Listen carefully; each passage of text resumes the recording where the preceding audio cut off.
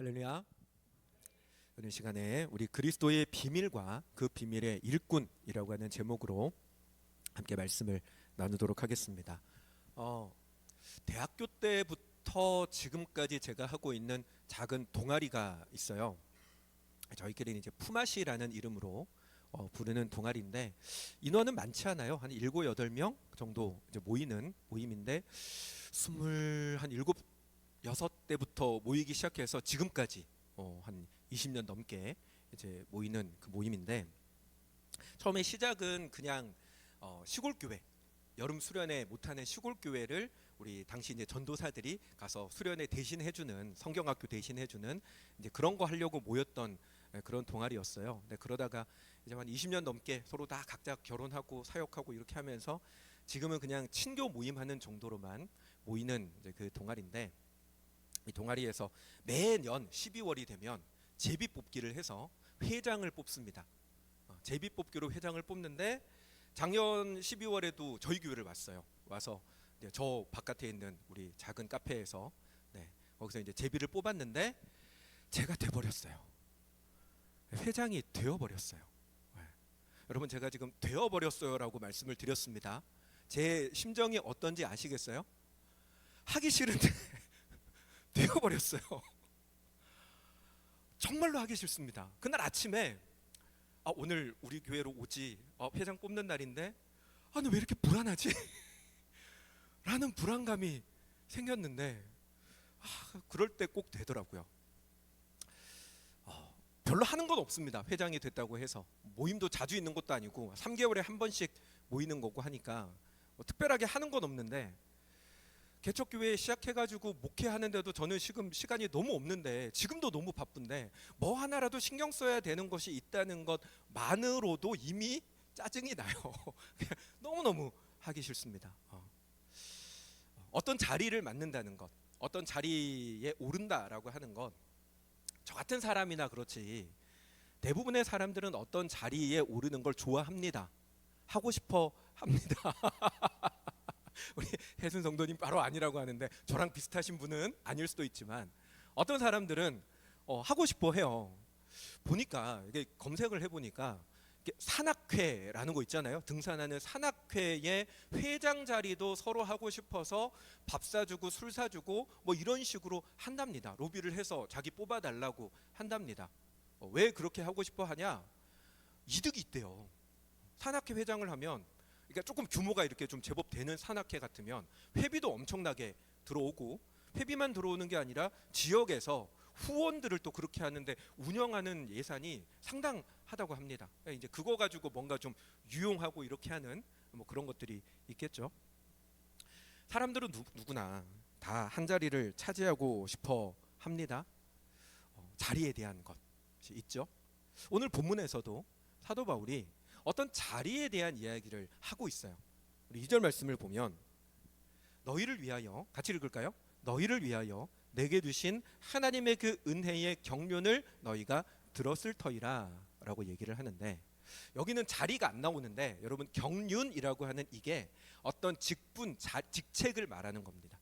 그러니까 사도 바울은 은혜의 경륜, 하나님이 맡겨주신 자리가 있다라고 지금 얘기를 하고 있다라고 하는 거예요. 이 자리가 어떤 자리입니까? 로마서에도 나오지만 사도 바울은 자기가 이방인을 위한 사도가 되었다라고 얘기를 합니다. 그러니까 너희를 위해서, 그러니까 이방인인 너희를 위해서 하나님이 내게 맡겨주신 자리가 있다라고 이야기를 하는데, 그 자리를 어떤 자리라고 이야기를 합니까? 빨간색 뭐라고 되어 있어요? 은혜의 자리다. 하나님이 내게 맡겨주신 이방인의 사도라고 하는 자리가 있는데 그 자리가 은혜의 자리더라라고 얘기를 한다라는 거예요. 왜 은혜의 자리라고 얘기를 할까요? 거기서 얻는 뭔가가 있는 걸까요?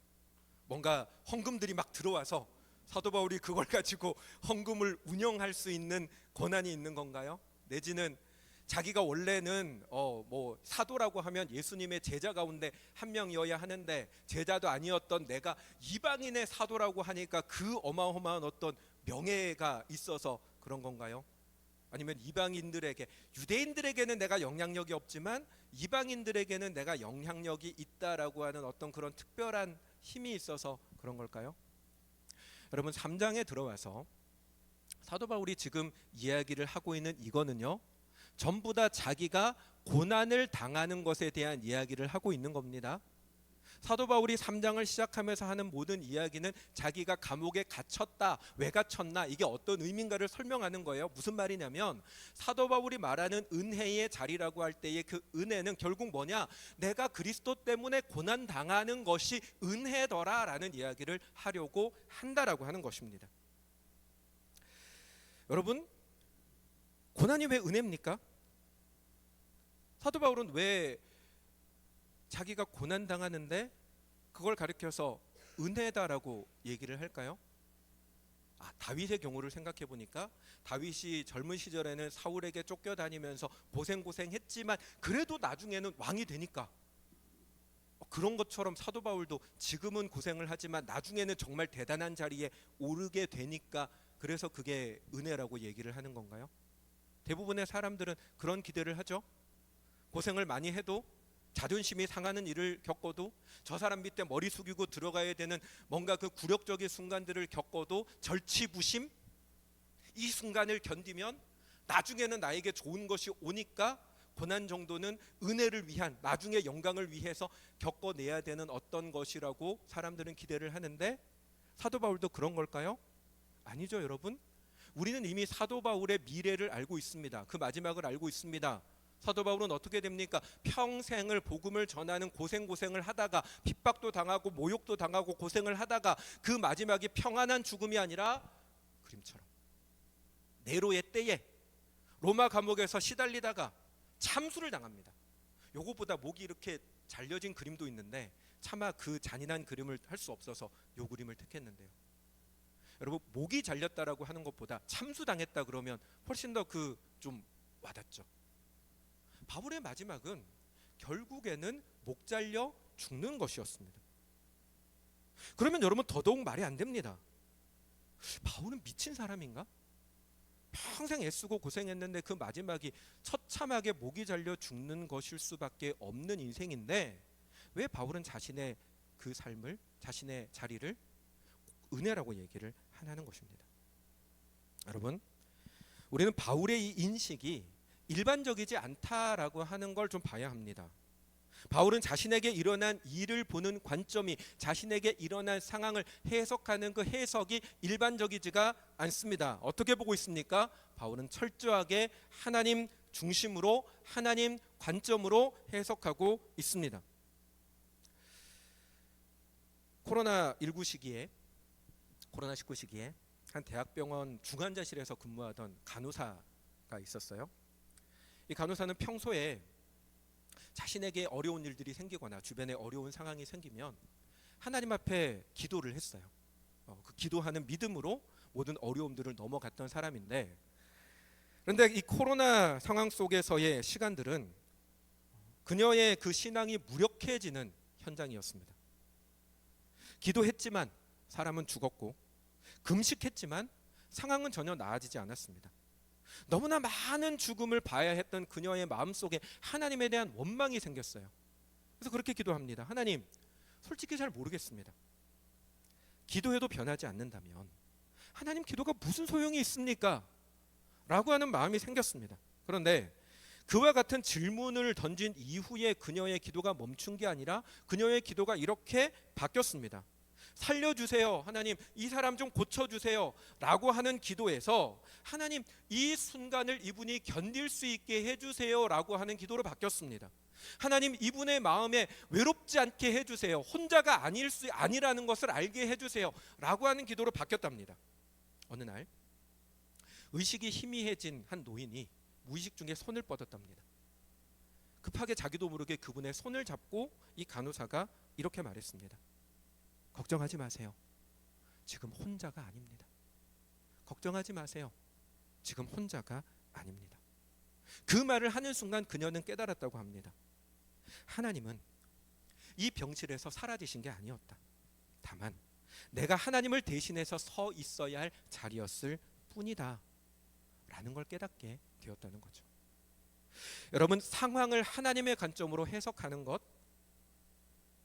그게 바울이기 때문에 바울은 대단한 믿음의 사람이니까, 내지는 조금 전에 얘기했던 이 간호사는 정말로 나보다 훨씬 더 나은 믿음의 사람이니까 그런 사람들은 그렇게 하고, 나 같은 평범한 사람은 그냥 여전히 지금 상황을 내 느낌대로, 내 감정대로, 내게 익숙한 방법대로 생각하고 바라보고 해석해도 괜찮을까요? 아닙니다, 여러분. 오늘 성경이 바울의 이와 같은 태도를 우리들에게 보여주는 이유는요, 바울이 하는 것과 같은 그 관점, 자신의 관점이 아니라, 자신의 입장에서 보는 것이 아니라 하나님의 관점으로, 예수님의 관점으로, 하나님의 마음으로 자기에게 일어난 모든 상황을 바라보는 그 일이 우리도 동일하게 해야 되는 일이기 때문에 그렇다라고 하는 것입니다. 사랑하는 여러분, 나 중심으로 보면요, 고난은 절대로 은혜일 수가 없습니다. 내 자존심이 상했는데, 사람이 살다 보면 그런 일도 할 수 있지, 왜 그걸 저렇게 예민하게 반응하지? 내가 믿음으로, 말씀으로 살아가려고 몸부림치는데 다른 사람들은 다 믿음으로 살면은 이런 복도 받고 저런 복도 받고 이런 은혜도 받는데 왜 나는 이거밖에 안 되지? 여러분, 모든 것들을 내 관점과 내 생각과 내 감정으로만 바라보기 시작하면 고난이라고 하는 건 여러분 절대로 피해야 되는 겁니다. 나 중심의 관점을 그대로 가지고 살면요, 우리 삶에는 어떤 감사도 없습니다. 어떤 감격도 없습니다. 하나님 살아계시지만 시선이 내게만 고정되어져 있으면 하나님을 볼 수 없어요. 시선이 항상 머리를 이렇게 쳐박고 나만 보고 있으면 내 머리 위에서 하나님께서 어떤 일들을 이루어 가시고 어떤 것들을 계획하고 계시는지를 보지 못합니다. 내 마음의 감정의 소리만 여러분 듣고 있으면 하나님께서 나에게 하시는 말씀이 하나도 들려지지 않습니다. 그렇기 때문에 여러분, 우리는 눈이 바뀌어야 됩니다. 내게 일어나는 상황을 보고 듣고 해석하는 나의 관점이 바뀌어야 됩니다. 누구의 눈으로요? 하나님의 눈으로, 예수님의 눈으로, 그 시선으로 바뀌어야 합니다. 그래야지만 여러분의 삶에 일어나는 모든 일들을 하나님께서 어떻게 이루어가고 계신지를 비로소 볼 수가 있습니다. 너무너무나 힘들고 어렵고 괴로운 일들인데, 그런데 그 일들을 하나님께서 얼마나 놀라운 것들로 이루어가고 계신지를 볼 수 있는 눈은 하나님을 바라볼 때에만 열려진다는 것입니다. 그러므로 사랑하는 여러분, 하나님의 관점을 나도 가지게 되기를 기도하는 저와 여러분들이 되시기 바랍니다. 여러분, 하나님 앞에 기도하실 때 하나님의 관점을, 하나님의 시선을 내가 볼 수 있도록, 나만 보는 시선을 들어서 주님을 바라볼 수 있도록, 내 감정의 소리만 듣는 귀를 열어 하나님의 음성을 들을 수 있도록 역사해 달라고 기도하는 저와 여러분들이 되시기 바랍니다. 그래야지만 하나님을 경험합니다. 그래야지만 정말로 하나님이 살아계신 것을 여러분의 삶에서 보고 듣고 느낄 수가 있습니다. 여러분, 그런 성도들이 다 되시기 바랍니다. 그렇다면 사도 바울이 고난을 은혜라고 해석하게 된 이유가 뭘까요? 바울의 관점, 하나님의 관점으로 바울이 본 게 뭘까요? 3절 말씀에 보면 내게 비밀을 알게 하신 것이라고 이야기를 하고 있는데요, 그러니까 뭐냐? 내게 비밀을 알게 하셨기 때문에 이 고난이 은혜다라는 이야기예요. 이게 곧이라고 하는 말로 해석을 해서 명확하게 와닿지 않는데, 원어적인 의미는 뭐뭐 때문입니다. 그러니까 내게 비밀을 알게 하신 것 때문에 내가 이렇게 얘기한다, 이런 의미예요. 자, 그러면 비밀이 뭘까요? 비밀이 뭘까요? 바울이 말하는 알게 하셨다는 비밀이 뭔가를 우리가 좀 봐야 되는데, 요거 보기 전에 먼저 좀 아셔야 되는 게, 비밀에는요 2가지 종류가 있습니다. 첫 번째 비밀은 뭐냐? 일부러 감춘 겁니다. 누구든 보면 바로 알 수 있기 때문에 모르게 하려고 일부러 숨긴 거예요. 잘 안 읽는 두꺼운 책장 서랍 속에 한 5만 원씩 숨겨두는 비상금처럼, 들키면 이건 비상금이라고 하는 걸 100% 알 수 있기 때문에 애를 써서 감춰두는 것, 이게 첫 번째 의미의 비밀입니다. 두 번째 의미의 비밀이 있는데, 이게 뭐냐면 알아도 모르는 거예요. 가르쳐줘도 알려줘도 이해를 못하고 도저히 마음속에 납득할 수가 없는 것이 있습니다. 이게 오늘 사도 바울이 말하는 비밀이라고 하는 것입니다. 여러분, 그러면 뭐가 듣고 배워도 이해하지 못하고 받아들이지 못하는 거냐? 그에 대한 설명이 6절부터 나오는데요. 간단하게 말하면 이방인들이 구원받은 것이 사도 바울이 비밀이다라고 얘기를 하는 거예요. 이방인이 하나님의 자녀가 되고 지체가 되고 약속에 참여한 자가 된 것, 이 사실은요, 하나님이 감추신 게 아니에요. 모두에게 다 오픈되어져 있는 것입니다. 하지만 이게 유대인들에게는, 또 믿음 없는 사람들에게는 비밀이었습니다. 그들의 상식으로는 도저히 받아들일 수 없는 터무니없는 일들이었다는 것입니다. 유대인들은 아마 이렇게 생각했을 겁니다. 우리는 하나님과 함께한 시간이 있는데, 우리에게는 조상 아브라함이 믿음의 사람이라는 조상 아브라함이 있고, 하나님께서 전무후무한 기적을 이루는 일에 썼던 모세라는 사람도 있고, 우리의 조상들은 과거 40년 동안 광야 생활하는데, 야, 니들은 구름기둥과 불기둥, 하나님이 주시는 만나와 메추라기 경험한 적도 없잖아. 근데 우리는 그와 같은 시간들도 우리는 있는데, 우리가 하나님 앞에 예배드리고 제사드리면서 바쳐온 재물이 얼만데, 물론 우리가 하나님 앞에 불순종했던 시간도 있지만 순종을 잘해서 하나님 기쁘시게 해드렸던 역사도 있는데, 우리에게는 다윗도 있고 솔로몬도 있고 예레미야도 있고 이사야도 있는데, 니들은 뭔데? 니들에게는 뭐가 있는데? 왜 하나님이 우리가 아니라 너희를? 왜 하나님이 내가 아니라 너를? 이게 유대인들이 가졌던 생각, 유대인들이 느꼈던 억울함, 답답함이라는 것입니다. 뭔 자격이 있어서 니들 따위가 하나님의 자녀? 하나님의 상속자가 된다고? 그들로서는 도저히 이해하지 못하는 일이 일어난 겁니다. 여러분, 이유가 있어야 구원받는다라고 하는 게 유대인들의 생각입니다.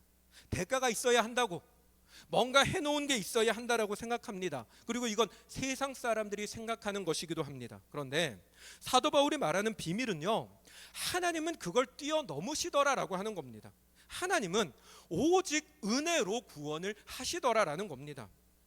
이유가 있다면, 다른 이유가 아니라, 하나님 왜 저희 따위 이방인들을 하나님께서 사랑하십니까? 구원하십니까? 왜 저들을 자녀로 삼으십니까? 도대체 저들에게 어떤 이유가 있습니까? 라고 하면 하나님 뭐라 하시냐? 이유?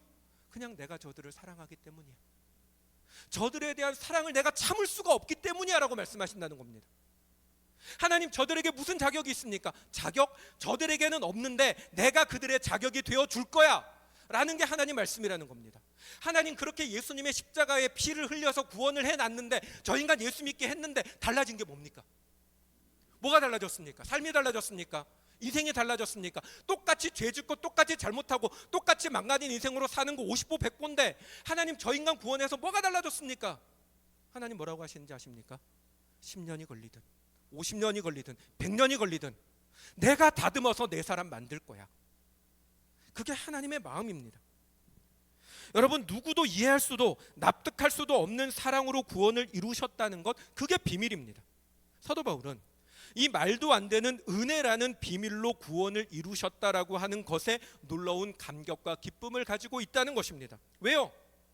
자기가 그 은혜로 구원을 받았기 때문입니다. 우리가 알다시피 박해자였던, 예수 믿는 사람들 잡아 죽이려고 했던 그 살인자 바울이 정말로 말도 안 되는 이유도 없는 하나님의 사랑 때문에 복음을 전하는 사도로 부름을 받았지 않습니까? 그 은혜를 제대로 깨닫고 그 감격과 기쁨이 바울의 마음 가운데 충만하니까 고난 같은 건 아무렇지도 않았던 것입니다. 이런 얘기를 하면 안 믿는 사람들은, 잘 모르는 사람들은 그럴 수 있습니다. 아무리 그래도 그렇지, 그건 좀 너무 과하지 않나? 아니, 고난을 당하는데, 재산의 손해를 보는데, 건강에 문제가 생기는데, 열심히 땀 흘려 수고했는데 누구 하나 알아주는 사람 없는데, 기도 그렇게 오랫동안 했는데도 불구하고 응답 제대로 되는 것도 없는 것 같은데, 그래도 기쁘다고? 그래도 감사한다고? 뭐 말이 돼 그게? 그렇습니다, 여러분. 그 사랑을 경험하지 못한 사람에게는 말도 안 되는 걸 수 있어요. 예전에 제가 홍민기 목사님 교회 같이 있을 때 홍 목사님 설교 중에 들었던 얘기인데, 청소년 사역할 때 너무너무 지독하게 말 안 듣고 사고만 치는 남자애가 있었대. 덩치도 이래가지고 무서워가지고 막 이렇게 막 때리고 다니는. 근데도 홍 목사님이 맨날 걔만 보면 다른 말도 안 하고 밥 먹자, 밥 사 먹이고 그러면 또 막 투덜투덜하고 막 때로는 뭐 학교도 안 가고 그래서 쫓아가면 왜 왔냐고 막 난리치고 그래도 데리고 가서 밥 먹자. 홍목사님도 한덩치 하거든요. 밥 먹자 그러면 또 끌고 가서 밥 먹이고 그렇게 했다는 거예요. 근데도 불구하고 얘가 전혀 뭐 달라지는 것도 없고 삶이 달라지지도 않고 예배가 달라지는 것도 아니고 늘 사고치고 다니는데 어느 날 경찰서에서 전화가 온 거예요. 얘가 지금 사람을 싸워가지고 대판 난리가 났는데 지금 저 사람은 합의 안 해준다고 난리가 났다. 그러니까 부모도 거의 내놓네요. 부모님도 연락해도 나는 못 간다 그러고 있는데 연락처 보니까 목사님 전화번호에 있어서 목사님 전화했다고 하니까 목사님이 어디냐고 물어보고 갔대요. 그 경찰서로. 그러니까 막 부모가 막 난리가 나가지고 그러니까 얻어맞은 사람 쪽에서 난리가 나가지고 막 하니까 이 목사님이 무릎을 꿇고 죄송하다고, 내가 얘 교회 목사인데 죄송하다고, 용서해달라고, 한 번만 봐달라고 사정사정해서 겨우겨우 합의하고 이제 나왔대요. 그렇게 나와가지고 오는데 홍목사 이제 먼저 앞서 걸어가고 뒤에 이제 그 학생애가 이제 말도 못하고 본인도 이제 잘못한 건 아는지 말도 못하고 쫄래쫄래 이렇게 따라오다가 그랬다는 거예요. 목사님 죄송해요. 아무 말도 안 하고 야 그럴 수 있어, 괜찮아, 그럴 수 있어, 늘 또 하던 말로 밥 먹으러 가자.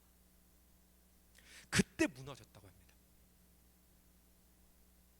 여러분 그런 경험이 없는 사람은요, 말도 안 되는 사랑과 용납이라고 하는 걸 받아본 적이 없는 사람은 절대 이해 못하지만 그 사랑을, 그 은혜를 받아본 사람은 비로소 알게 됩니다. 고난을 당해도, 내가 온갖 핍박을 당하고 손해를 봐도 그거 자체가 기쁘고 감사한 그 마음은 당사자가 아니면 절대로 이해하지 못하죠. 그런데 여러분 문제는 뭔지 아세요? 우리가 그 당사자 아닙니까? 여러분 우리가 그 당사자이지 않습니까? 그 말도 안 되는 터무니없는 은혜를 받은 사람이 여러분 우리이지 않습니까? 그러면 우리도 사도 바울이 가지는 그 마음과 같이 내가 고난을 당해도 핍박을 당해도 어려움을 겪어도 예수 그리스도 때문에 기뻐하고 가슴 뛰는 뜨거움과 그 주님을 향한 감사와 사랑이 우리 마음 가운데 여전히 있어야 한다는 것입니다. 사랑하는 여러분, 그 마음이 있으십니까? 여러분의 마음 가운데 주님을 향한 감사와 사랑이 뜨겁게 불타오르고 있습니까? 그게 우리 가운데 있어야 합니다. 예수님께서 라우디아 교회를 향해서 말씀하셨잖아요.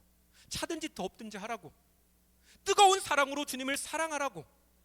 사랑하는 여러분, 주님을 향한 뜨거운 사랑을 회복하는 저와 여러분들이 되시기를 주님의 이름으로 축원합니다.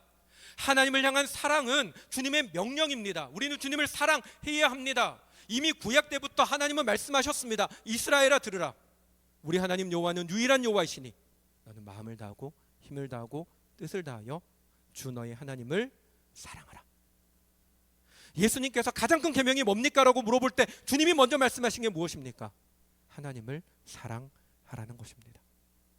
사랑하는 여러분, 저 여러분의 마음 가운데 하나님을 향한 뜨거운 사랑이 충만한 사람들이 되시기를 주님의 이름으로 축원합니다. 여러분의 마음을 점검하셔서 하나님을 향한 사랑이 어느 순간 식어져 버리고 여러분의 마음 가운데 십자가에 대한 감사와 은혜가 식어져 버렸다면 다른 어떤 기도 다 제쳐놓고 하나님 그 사랑을 회복하게 해달라고, 다시금 그 은혜에 대한 감격과 감사가 내 속에 불처럼 타오르게 해달라고 기도하는 저와 여러분들이 되시기 바랍니다. 그리고 바울이요, 자기를 그 은혜에 또한 감사하는, 기뻐하는 이유 중에 하나는 이 은혜의 비밀을 위한 일꾼으로 써주시고 계시다라고 하는 사실 때문에 감격하고 있는데요, 사도 바울이 에베소 성도들에게 자신의 고난 때문에 걱정하지 말라라고 하는 건 하나님이 자신을 쓰고 계시다라고 하는 확신 때문이었습니다. 자기는 비록 고난을 당하지만 그러나 그 고난조차, 내가 당하는 고난조차 하나님의 일을 위한 도구가 되고 있다라고 하는 것 때문에 감사하고 기뻐했다는 것입니다. 여러분, 하나님의 역사는요, 고난을 견디며 기꺼이 헌신한 자를 통해서 반드시 이루어집니다. 이번 주 중에 우연히 가수 엄정화 씨의 새롭게 하셔서 간증하는 영상을 봤어요. 제가 카톡 통해서 한 번씩 다 보시라고 보내드리기도 했었는데, 평소에 교회에 대한 관심도 없고 하나님에 대한 관심도 없는 사람이었습니다. 누군가가 하나님 아버지 뭐 예수님 사랑해요 이러면 막 손발이 오그라들어가지고 그런 얘기 하지 마 막 그렇게 얘기하고, 예수 믿는 사람들 기도한다 그러면 다 나약해가지고 저런다고, 나는 강하기 때문에 그런 거 없어도 돼 이러고 살던 사람이래요. 근데 어느 날 그러니까 평소에 이제 항상 강아지 데리고 산책하는 걸 좋아하는데 어느 날 산책하는데 하나님 생각이 그렇게 나더래요. 나는 한 번도 교회 같은 데 가본 적도 없고 성경도 본 적도 없는데 왜 갑자기 하나님 생각이 이렇게 나지? 하는데 매번 산책할 때마다 하나님 생각이 자꾸 나니까 자기도 이상하다 그러면서 이렇게 막 찬송도 좀 찾아서 들어보고 보니까 온누리교회 하용조 목사님 설교도 좀 들어보고 뭐 그런 시간들을 가지는데 이제 그렇게 계속 하다가 어느 날 산책을 가는데 그랬다는 거예요. 하나님 좋아요. 오늘 내가 산책하는 길에 교회가 보이면 그 교회에 들어가서 기도 한번 해볼게요. 안 가던 사람이니까 교회 보이면 내가 기도 한번 해드릴게요. 이렇게 이제 교회 들어가 보겠다고 한 거예요. 근데 산책을 가는데 평상시에 그렇게 많이 보이던 교회가 그날따라 하나도 안 보이더랍니다. 그러니까 갑자기 막 서러움이 복받쳤대요. 다른 데는 교회도 많고 밤만 되면 가득했던 십자가는 어디 가고 내가 정작 필요하다고 할 때는 교회가 하나 안 보여. 하나님 나 마음에 생각나게 해주셨으면서 내가 기껏 교회 한번 가보겠다고 하니까는 하나님 교회 어디 있어요? 너무나 서러움에 막 주저앉아서 막 울었대요. 근데 너무 우니까 유명인이 그러고 있으니까 주변 사람들이 수군거리니까 민망해서 이렇게 눈물을 닦고 다른 데 가서 이제 울려고 일어나서 가는데 갑자기 그렇게 울고 있을 때 속으로 그렇게 얘기를 했대요. 하나님 뭐 이렇게 왜 나에게 이런 거 하나 보여주지 않으세요? 그러면서 그러면 천사라도 보내주세요. 그러면 안 돼요? 이렇게 얘기를 했다는 거예요, 속으로. 그러고 이제 눈물 흘리다가 닦고 일어나서 가려고 하는데 전화가 왔어요. 본인의 제일 친한 친구, 중학교 때부터 친한 친구가 전화가 왔어요. 울고 있으니까 무슨 일이야 라고 물어봤겠죠. 그러니까 얘기를 했다는 거예요. 갑자기 하나님 생각이 났고 내가 이렇게 해서 오늘 결심하고 교회라도 가보려고 했는데 교회 안에 안 보이고 막 이런 얘기를 하니까 친구가 너무 놀라면서 너 맞아, 그래야 예수 믿는 거야, 예수님 믿어야 돼 얘기를 하고 영접기도 했냐고. 영접기도가 뭐야? 너 지금 당장 바닥에 앉아, 주저앉아. 여기 길바닥이야. 어디 구석 같은 데 찾아가서 앉아. 여기 딱 앉았는데 고개를 딱 드니까 저쪽에 교회가 보이더라는 거예요. 그리고 친구가 전화로 영접기도를 시켰습니다.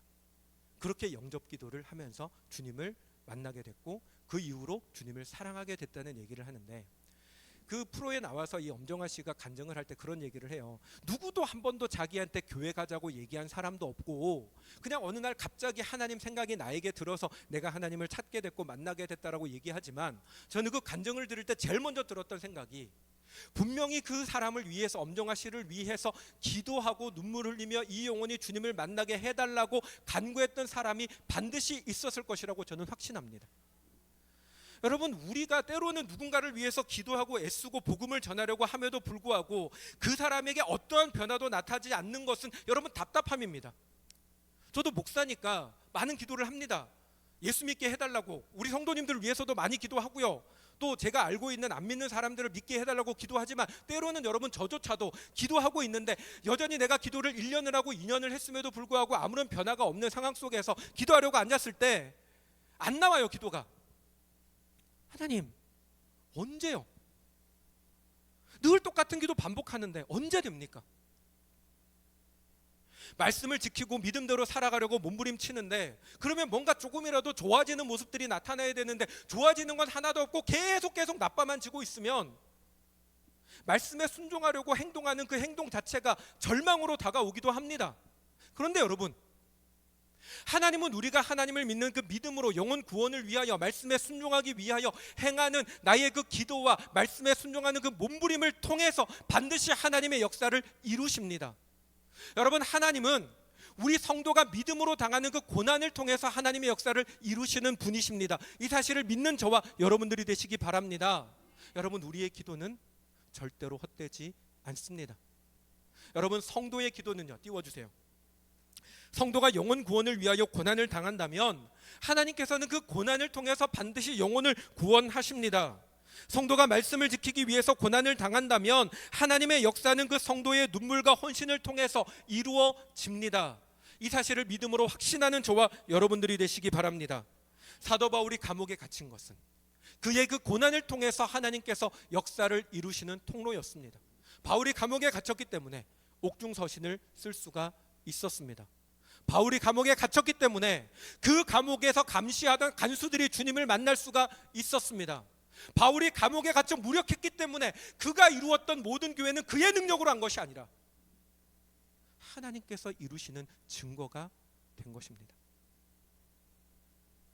우리의 기도가 말씀을 붙들고 나아가는 나의 순종이 고난이고 아픔이고 아프게 찌르는 칼날 같아도 여러분들이 하나님을 신뢰하는 그 믿음을 포기하지 않고 끝까지 감당하신다면 하나님께서는 우리의 고난을 통해서 하나님의 뜻을 반드시 이루십니다. 그러므로 사랑하는 여러분, 함께 기도하는 우리가 되기를 바랍니다. 하나님, 고난을 견딜 수 있는 힘을 달라고, 그 믿음을 달라고. 주님의 도우심이 아니면, 성령께서 나를 붙들고 계시지 않으시면 하나님, 나는 고난 앞에 쓰러집니다. 지금까지 쓰러져 왔습니다. 내가 정말로 다른 사람들의 얘기 들을 때 그래, 나도 저런 상황이 생기면 나도 버틸 수 있어, 견딜 수 있어, 이겨낼 수 있어라고 생각했는데 아니네요. 하나님, 난 못하네요. 도와주세요. 하나님, 붙들어 주세요. 내게 믿음 주세요. 그 주님의 은혜를 구하며 나아갈 때 도우시는 성령의 역사 속에서 우리는 고난을 능히 감당하고, 우리가 고난과 어려움들을, 수고를 감당할 때 하나님은 여러분의 고난을 통해서 하나님의 뜻을 반드시 이루실 줄로 믿습니다. 이 믿음을 가지고 여러분의 삶 속에서 하나님이 이루시는 일에 대한 간증들이 넘치는 저와 여러분, 우리 라이트하우스 양산 순종하는 교회 성도님들 다 되시기를 주님의 이름으로 축원합니다. 아멘. 우리 함께 같이 찬양하겠습니다.